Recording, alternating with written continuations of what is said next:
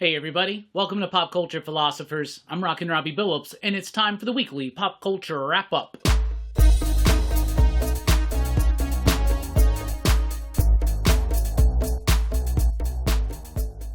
That's right, everybody. Thanks for checking out the video. I am Rockin Robbie Billups. This is the weekly pop culture wrap-up. It's the show where I go over the week's pop culture news, mostly comic books and movies. Let's get right into it.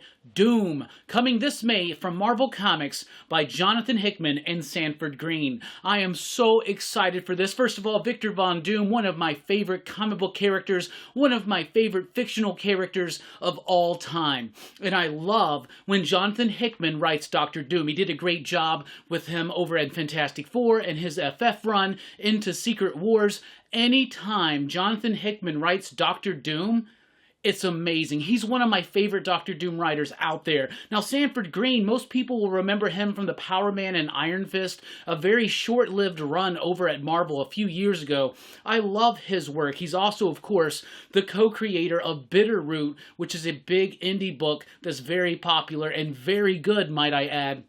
And I've met both of these individuals, Hickman and Green, and they're both supremely gracious and awesome people, and they've been wanting to collaborate together.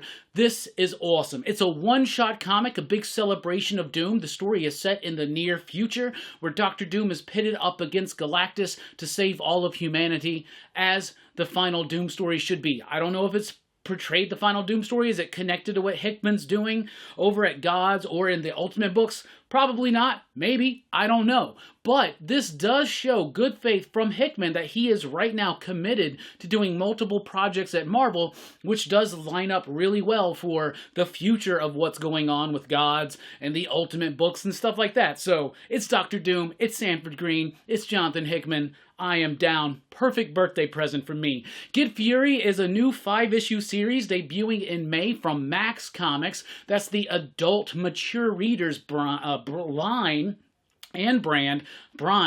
Landon Brine, brand, it's the brine. Anyway, so Get Fury is by Garth Ennis and Jason Burrows, and this is a Frank Castle in Vietnam being sent to assassinate Colonel Fury, or General Fury, whichever it is, right? So it's Punisher versus Fury in the Vietnam War by Garth Ennis. When I met Garth Ennis at the Memphis Comic Expo last September, I talked to him about how Punisher Born, in my opinion, was my favorite Punisher book, and I absolutely loved it. And he said then, well, I'm kind of doing a sequel of sorts to that book, but let's keep that on the DL for right now. This is what he was talking about. I'm very excited. Then we got Venom, Separation Anxiety, a new miniseries set in that retro Venom timeline in the 90s. So, of course, it's written by David Michelinie with artwork by Gerardo Sandoval. This is now moving from the Lethal Protector era into the next era, which is Separation Anxiety. I love that David Michelinie,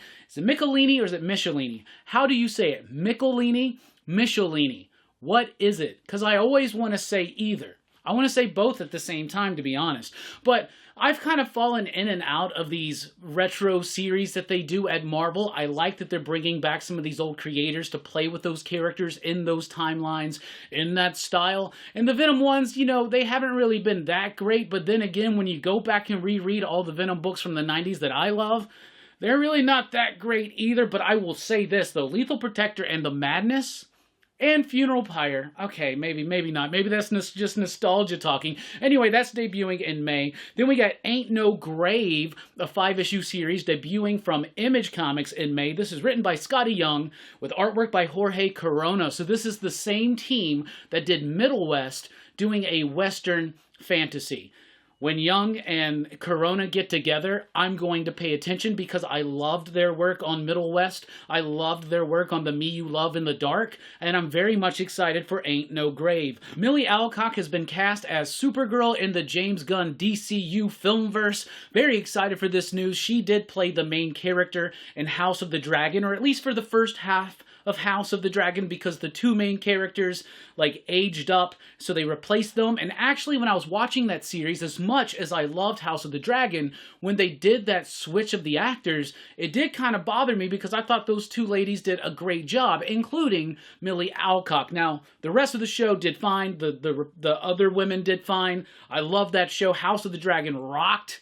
I absolutely loved that show. So I'm really excited to see Millie Alcock take on the character of Supergirl. She showed a little bit of playfulness, but a little bit of seriousness, a lot of drama. She was able to play through a lot of emotions and even a little bit of whimsy in House of the Dragon. So I'm excited to see what we do in Supergirl, especially knowing that it's based on that True Grit story, Supergirl, Woman of Tomorrow. Then we got a new Evil Dead movie that's been announced. No official title or anything like that, but Sebastian Vanacek is going to be the director.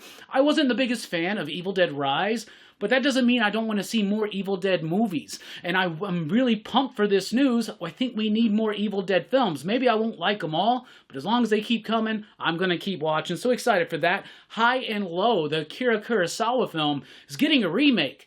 Directed by Spike Lee and starring Denzel Washington. So Denzel Washington and Spike Lee are coming together again for their 5th collaboration to remake an Akira Kurosawa film, High and Low. You know I'm down and excited for that. Then we got Badlands, which is the newest Predator film. That's right, Badlands has been announced. It will be directed by Dan Trachtenberg, who was the director of Prey. I thought Prey was a good movie. I know a lot of people liked it, kind of went back to that old school approach, but in a different time. This is not a sequel to Prey, but another Predator movie set somewhere in the future, possibly with the female lead is what I've picked up on so far. But the director of Prey doing a Predator sequel called Badlands. Very excited for that. So that's what we got for you. What's coming up here at PCP? Well, tomorrow around like 5 p.m. Central Time, I'm going to be going live to talk about my MegaCon experience, talk about who I met, what we did, show you pictures, show you the stuff I got, show you the signatures I got, all that kind of jazz. That's going to be tomorrow, pre-Super Bowl party, MegaCon report and haul here on Pop Culture Philosophers. Monday night, we've got PCP Movie Night returning with a look at the John Carpenter classic, Escape from New York. You don't want to miss any of those. So anyway, thank you so much for checking out the video. Let me know what you're thinking about any of the stuff that we talked about tonight or anything that we missed. Let me know in the comments down below. Thank you so much for checking out the video. I've already said that. Be sure to like, share, and subscribe. Station, keep on living, loving, reading, learning. Doom, doom, ha, pop, pop, boom!